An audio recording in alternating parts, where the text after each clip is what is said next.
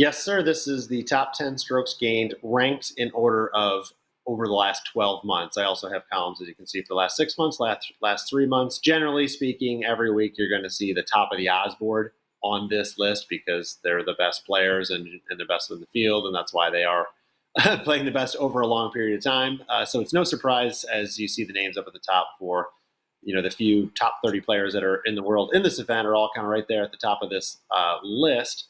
You got Sungjae, Henley, Matsuyama. So what I also do, we talk about this every week, Andy, is the trend of, it's one thing to be great over 12 months, but how are you trending lately? What have you done for me lately, right? Golf, I talk about it as often as I can, it's the most recency bias sport as far as betting goes that's out there, in my full belief. I mean, you can see a guy finish top 5 one week and the odds drop in half of what they were that week for the next week, and then vice versa. A guy like Lucas Glover, who I'll mention later, his odds have doubled because he missed the cut last week. So it overreacts too much, I think, in this. But I tend to look at these trends, 12 months, 6 months, and 3 months to see who's doing what. You can see guys like Sung Jae. Everybody knows Justin Thomas is struggling, and he's actually losing strokes over the last 3 months, which crazy to say.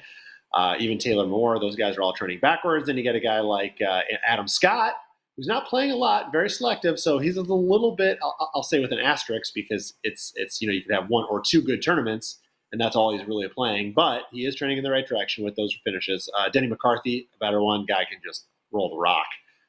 And then there's a name down here at the bottom I put the notables, Andy. These are guys that generally, they're not in the top 10, but they're guys that are playing well over the shorter term. Nicholas Lindheim is the guy who's probably going to get a lot of attention this week, coming off the Corn Ferry Tour, excuse me. So he's going to get a lot of attention, and he's playing well on that tour with a recent win and several other top finishes.